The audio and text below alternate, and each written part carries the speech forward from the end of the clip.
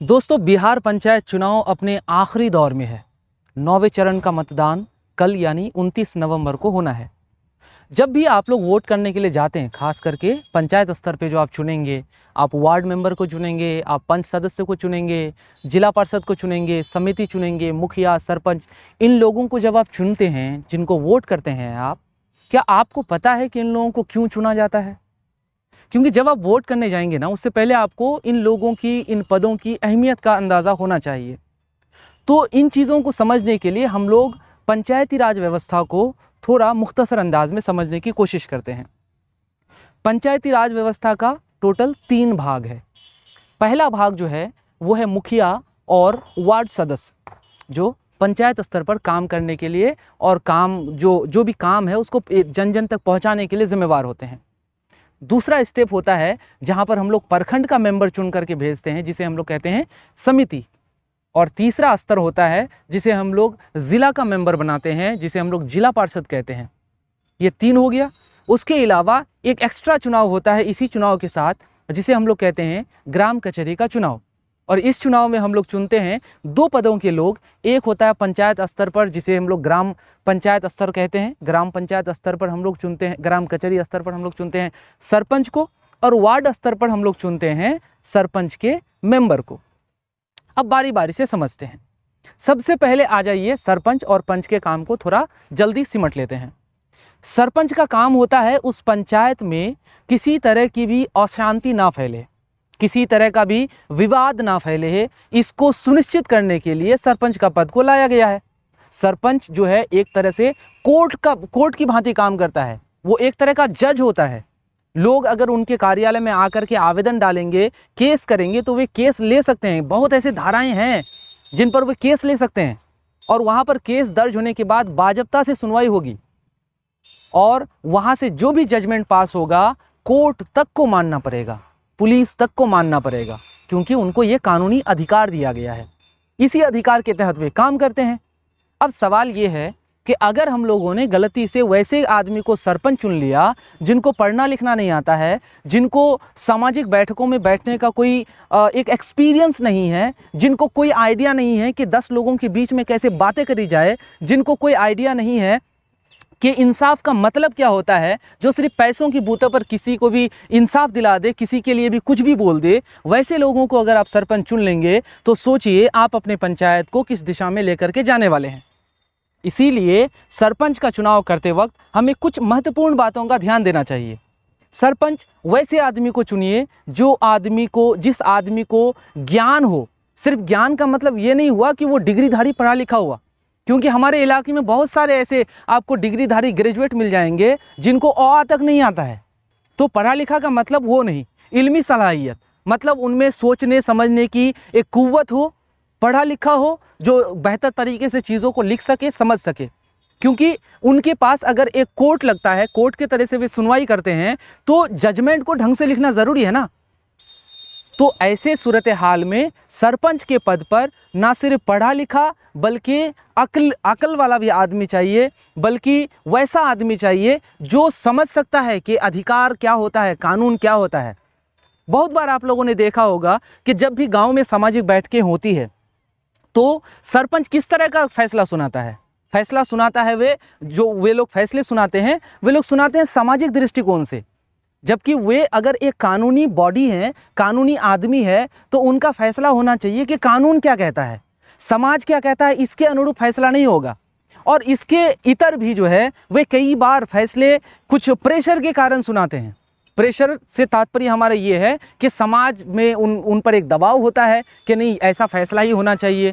कई वीडियोस आप लोगों ने देखा होगा कि लोगों के बीच में जो फैसले सुना देते हैं, उन लोगों को डंडा से पिटाई किया जाता है। उसे इंसाफ नहीं कहते हैं।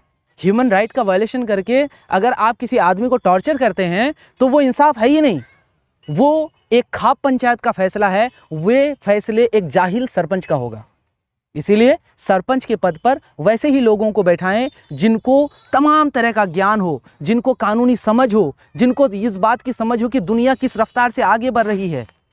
उन चीज़ों के साथ वे जो है सामाजिक बैठकें कर सके। दूसरा आ जाते हैं हम लोग अब पंचायत पर। पंचायत से तात्पर्य क्या है? हम लोग जिला पार्षद समिति को बाद में देख लेंगे, उनका योगदान होता है, लेकिन पंचायत में सबसे ज़्यादा योगदान अगर किसी बॉडी का है विकास कार्यों को करने के लिए, वो मुखिया है, वो वार्ड सदस्य है। अब आप मुखिया का चुनाव किस आधार पे कर रहे हैं? मेरी आपसे गुजारिश होगी कि अगर आप मुखिया चुन रहे हैं तो कुछ पॉइंट, अगर आप जिला परिषद चुन रहे हैं, मुखिया चुन रहे हैं, समिति या फिर और भी पद के लिए चुनाव कर रहे हैं, तो कुछ जो है बिंदुवार चीज़ें आपको पता होना चाहिए। वैसे आदमी का चुनाव करिए जो आपके बरामदे में बिना चटाई के बैठने को तैयार हो। क्योंकि ऐसे बहुत लोगों को आपने कहते हुए सुना होगा ना कि एकदम ज़मीनी आदमी है, एकदम अखलाकमंद आदमी है, जिनको अपने कपड़ों पर दाग लगने की चिंता है, वे आपका नेता नहीं बन सकता है। नेता वही हो सकता है, आपके लिए आपका मददगार वही हो सकता है जो आपका काम आए। किस तरह से काम आए?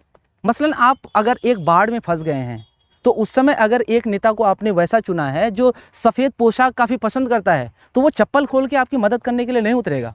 वे वेट करेंगे कि कब मदद आएगा और लोग मदद करेंगे। तो नेता वैसा चुनिए जो आपके बीच रहने में कतराए नहीं, जो आपको अपना समझे, सिर्फ चुनाव के टाइम पे नहीं, बाकी दिनों में भी। नेता वैसा चुनिए जो इलाके में हो। आजकल देख ही रहे होंगे बहुत सारे ऐसे कैंडिडेट्स हैं जो बड़का बड़का बिजनेसमैन हैं।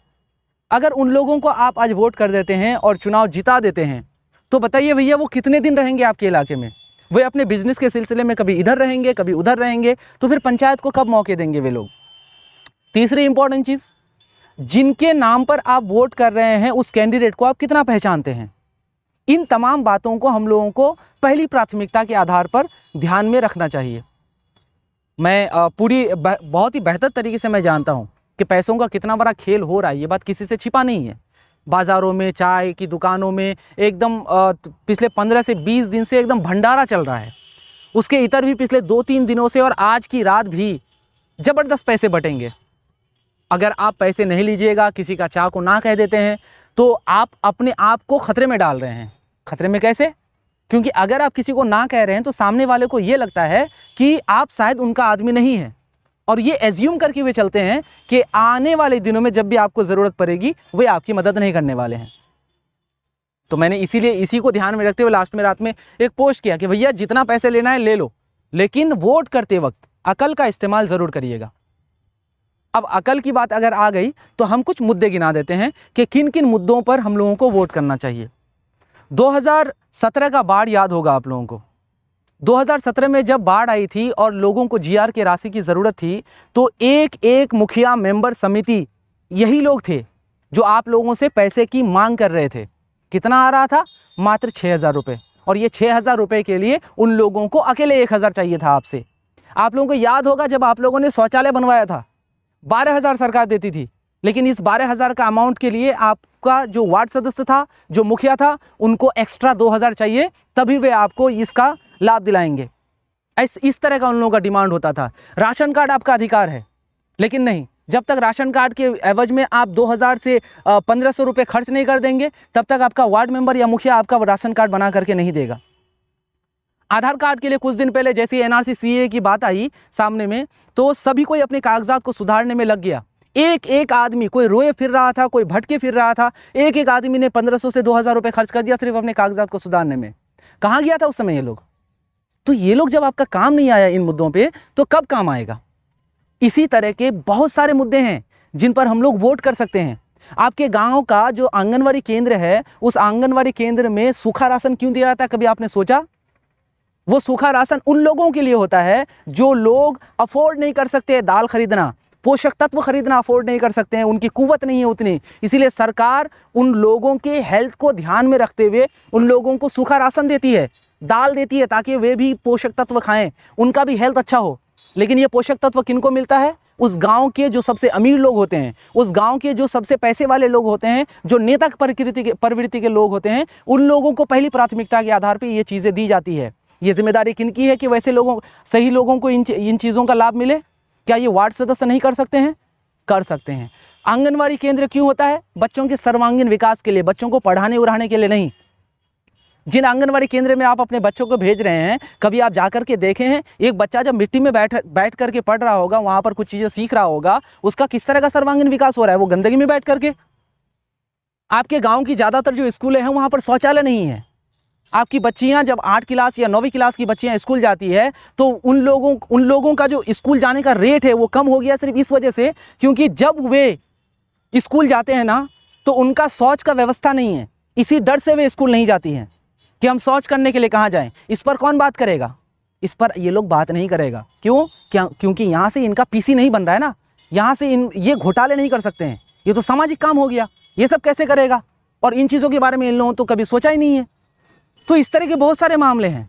राशन कार्ड को ले लीजिए, जो राशन कार्ड धारी है, डीलर के पास से 2-3 किलो अनाज कम मिलता है, ऊपर से पैसे ज़्यादा वसूल लिए जाते हैं। कभी देखें किसी मुखिया को सामने खड़ा होते हुए कि जाकर के बोले कि भाई ये एकदम जितना लिखा हुआ है उतना चाहिए? क्यों? क्योंकि उनके पास पीसी जाता है, इसीलिए वो नहीं बोल रहा है। आपने देखा है कि जो पैक्स चेयरमैन है वे लोग धान की खरीदारी नहीं कर रहे हैं या नहीं कर पा रहे हैं। नहीं कर पा रहे तो किन वजह से नहीं कर पा रहे हैं? क्या इसकी पैरवी किसी मुखिया को करते हुए आपने देखा है? नहीं देखे होंगे। क्यों? क्योंकि या तो वो पैक्स वाला आदमी जो है ना उनका रिलेटिव्स है, या तो उनसे उनका बनता नहीं है। ये उधर गुता मारेगा ना तो उधर से भी ये गुता मारेगा इनको, इसी का डर उनको सताता है और हाथ नहीं लगाता है। तो इस तरह के, उसके अलावे आपने फसल बीमा का नाम सुना होगा। सरकार फ्री में फसल बीमा देती है, आपको एक मामूली ऑनलाइन कराना होता है। वार्ड मेंबर का ये काम नहीं है। जो वार्ड मेंबर चुनाव के दौरान 10 से 5 लाख रुपए खर्च कर देता है आप ही के पीछे, चुनाव के बाद वैसे लोग आपके पीछे 10,000 नहीं खर्च कर सकते। भाई एक माइकिंग कराना पड़ेगा या एक कैंप लगाना पड़ेगा, एक बार तो लगाना पड़ेगा, उसके बाद तो लोग जागरूक हो जाएंगे ना। नहीं करेगा।